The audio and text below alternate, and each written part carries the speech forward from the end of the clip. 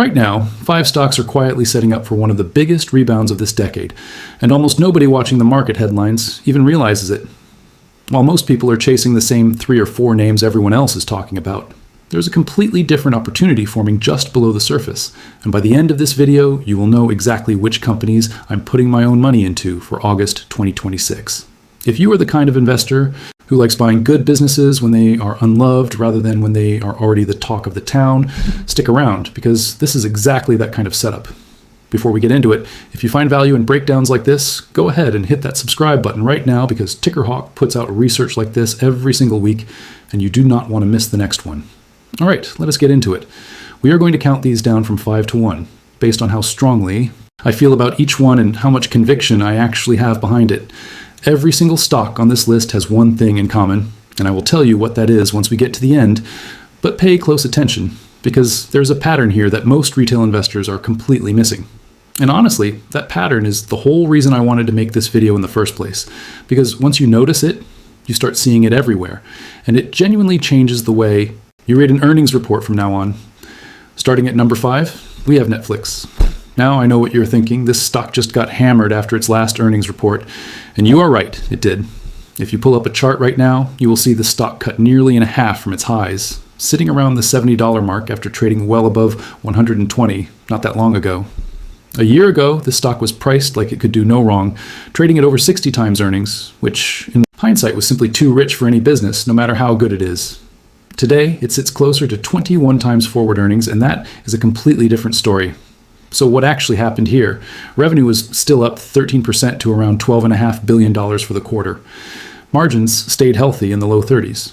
The real issue was guidance for the next quarter coming in a touch softer than Wall Street wanted, and that told investors international subscriber growth is not moving as fast as everybody had hoped. That is really the whole story in one sentence. Expectations got ahead of reality, and the stock paid the price for it. But here is the piece almost nobody is talking about. Netflix's ad-supported tier now reaches more than 250 million people every single month, and advertising revenue on that platform is on pace to roughly double this year to around $3 billion. Think about what that actually means. Advertising is one of the highest margin businesses that exists, because once the platform and the audience are built, almost every extra ad dollar drops straight to profit.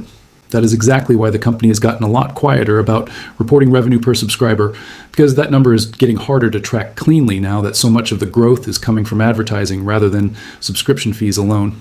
Yes, subscriber growth is cooling, and yes, that is a real concern worth watching. But the flip side of that coin is a booming, high-margin ad business that the market has not fully priced in yet. For this stock to work from here, that ad tier needs to keep compounding at roughly 30% a year, and if it does, do not be surprised to see this name back above $100 sometime in 2027. And here is something most people get completely backwards. They assume Netflix's biggest rival is Disney, when in reality its biggest competitor for attention is the platform you are watching this video on right now, because people spend more time there every single day than they do on Netflix.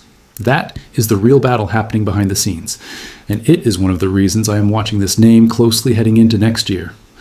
There is also something worth noting about how people actually watch Netflix these days. Average viewing time per user has drifted down from roughly 2.5 hours a day to closer to 1.7 hours a day. And that tells you the growth story is shifting away from simply adding more hours watched and moving towards squeezing more monetization out of the hours that already exist. That shift is exactly why the advertising business matters so much right now, because it is the lever that can keep revenue climbing even if raw viewing hours stay flat. If Netflix can keep executing on that lever while the stock trades at a normal, reasonable multiple, for the first time in years, this becomes a very different conversation for long-term investors than it was 12 months ago. Number 4 on the list is Uber, and this one might be the most misunderstood stock in the entire market right now. It is cheap, it is unloved, and I genuinely believe the fear surrounding it is wildly overblown. Let me give you the actual business numbers first, because they tell a very different story than the stock chart does. Last quarter, gross bookings, meaning the total dollar value flowing through the platform, grew 25% to almost $54 billion. The company generated roughly $2.3 billion in free cash flow in a single quarter, and it used $3 billion of that to buy back its own stock. When a company repurchases its own shares, it is essentially telling the market it believes those shares are undervalued, and it reduces the total share count, which increases the ownership stake of everyone who holds on. So, what is everyone actually afraid of here? 2 words: self-driving cars. The fear is simple autonomous vehicle companies like Waymo or Tesla eventually cut the middleman out entirely and run their own apps directly. Back in late June, when Waymo and Uber ended their partnership in Phoenix and Waymo pulled its vehicles onto its own app, investors panicked, and the stock took a hit. But here is what the panic misses completely. Uber is not sitting on its hands. It has committed roughly $10 billion across partnerships with companies like Lucid and Rivian to build out its own robotaxi fleet. And more importantly, even the biggest self-driving companies in the world still need one thing that Uber already owns, and that is demand. An empty autonomous vehicle sitting in a parking lot does not make a single dollar for anyone. Uber can fill that seat the moment a car becomes available, because it already has roughly 200 million people opening that app out of pure habit every day. On top of that, there's a hidden advertising business inside Uber that is already running past a $2 billion annual revenue rate, with very fat margins, and almost nobody is pricing that into the stock. My honest opinion right now is that this stock is trading somewhere around 25% below where it should be. And if Uber becomes the demand and logistics layer that every autonomous vehicle company eventually plugs into, this could be one of the more underappreciated setups in the market today. Before we move on, if you are finding this breakdown useful, drop a quick comment letting me know which of these 5 you already own, because it genuinely helps me shape what I cover next. And if you have not already, tap that like button. It takes 2 seconds, and it tells me exactly what kind of research you want more of. Now let us keep moving, because the next name on this list might be the one with the biggest disconnect between the stock price and the actual business. Coming in at number 3, we have Amazon, and this one earns its spot because of a single number that just broke a multi-year trend. For years, the biggest knock against Amazon was that AWS, its cloud division and the true profit engine of the entire company, kept slowing down quarter after quarter. Last quarter, that trend reversed completely, with AWS growing 28%, the fastest pace in roughly 15 quarters. It did not just stop decelerating, it actually reaccelerated, and that is a very big deal for a business this size. Total company revenue climbed 17% to around $181 billion, and operating margins now sit around 13%, up from just 5% 5 years ago. That kind of margin expansion tells you this company is becoming dramatically more efficient over time. Both AWS and the advertising division are Amazon's most profitable segments by a wide margin, and both are growing faster than the lower margin retail business. Speaking of advertising, that division alone brought in $17 billion in a single quarter, up 24% year over year, and the reason is simple. People go to Amazon specifically to shop. So sellers are willing to pay heavily to get their products in front of the right eyeballs. Now, Amazon is fighting on more fronts than almost any company on earth, competing with Microsoft and Google in cloud computing, with Walmart in retail, with Google and Meta in advertising, and even with chipmakers like Nvidia on the semiconductor side. So what does Amazon actually do better than all of these giants combined? The honest answer is breadth and integration. No other company on the planet owns the leading cloud platform, the largest e-commerce operation in the country, a top-tier advertising business, its own custom chips, and one of the best logistics networks ever built, all under one roof, all feeding into each other. That combination is exactly why I remain bullish on this name heading into next year. It is worth remembering that Amazon is also building out its own custom chips to reduce its reliance on outside suppliers for AI computing power, which over time should help protect those improving margins even further. When you put all of these pieces together, cloud reacceleration, a booming ad business, improving margins, and a logistics network nobody else can match, it becomes a lot easier to understand why this company keeps finding new ways to grow, even after being a giant for more than 2 decades. Now we get to number 2, and this is where things get genuinely fascinating, because Palantir is a stock where 2 completely opposite things are true at the exact same time. The business is accelerating harder than it ever has, and the stock still touched a 52-week low within just the last month. When a setup like that appears, your entire job as an investor is figuring out which side the market has wrong. Let us look at the actual numbers, because for a company this size, they are almost hard to believe. Revenue grew 85% last quarter, the fastest pace in the company's entire history, and it is accelerating rather than slowing down. Its United States commercial segment, meaning American companies buying its artificial intelligence software, grew a staggering 133%. The company posted what is known as a Rule of 40 score of 145. And for context, a software company hitting a combined growth and profit margin score above 40 is already considered excellent. 145 is simply a different category altogether. On top of all that growth, the company remained profitable under standard accounting rules and generated more than $900 million in free cash flow in a single quarter.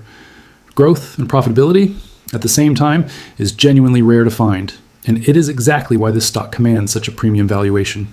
Yes, the price to earnings ratio looks expensive on the surface, but that ratio does not account for how fast earnings themselves are growing. And forward estimates have been dropping quickly, precisely because profits are scaling even faster than revenue.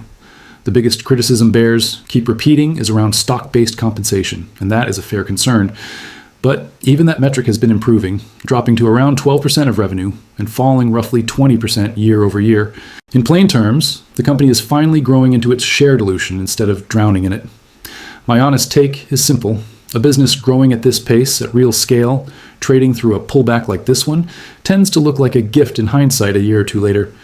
What makes this stock so tricky to trade is that headlines will keep pointing at the valuation as the reason to stay away, while the underlying numbers keep telling a completely different story quarter after quarter.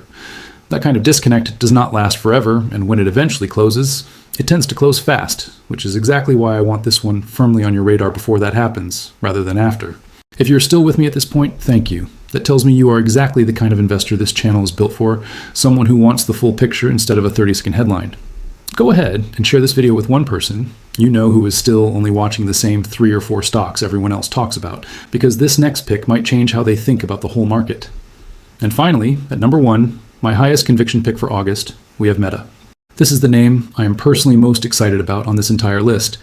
The stock is trading around $640 a share, up roughly 14% over just the last month, and I believe that momentum has real substance behind it. Revenue for the most recent quarter came in around $56 billion. And this is essentially an advertising machine that keeps growing at a remarkable pace. But here's the number that really stands out. Earnings per share grew 62% year over year, while revenue itself grew 33%. That gap between revenue growth and earnings growth is exactly what pulls a stock's valuation down to genuinely attractive levels, because earnings are the denominator that matters most when it comes to valuing a company properly. With a market capitalization currently around $1.6 trillion, I would not be surprised to see this company cross $2 trillion sometime in the first quarter of 2027. The reason I'm so bullish here comes down to one simple idea: attention. In this economy, human attention is the new resource everyone is fighting over, because whoever holds that attention gets to sell products and services against it. Advertisers genuinely do not have many other places to go with this level of scale and targeting, and that leaves Meta and Google sitting comfortably at the top of that entire food chain. That is exactly why this is not just my top pick on this list. It is the stock I am building the largest position in heading into the back half of this year. So there you have it. 5 stocks, I believe, are worth serious attention heading into August: Netflix, Uber, Amazon, Palantir, and Meta. If you noticed a common thread running through every single one of these picks, you are paying closer attention than most people watching finance content today, because in every single case, the market is underestimating the advertising engine quietly running inside each of these businesses. And that is exactly the kind of blind spot that creates real opportunity. I want to know which one of these you are most interested in, so drop the ticker symbol in the comments below, and I will personally read through them and consider doing a deeper breakdown on whichever names get the most requests. If this kind of research helped you look at the market a little differently today, do me a favor and hit that like button. Share it with someone who needs to see it. And make sure you are subscribed so you do not miss what is coming next on Ticker Hawk. I will see you in the next one.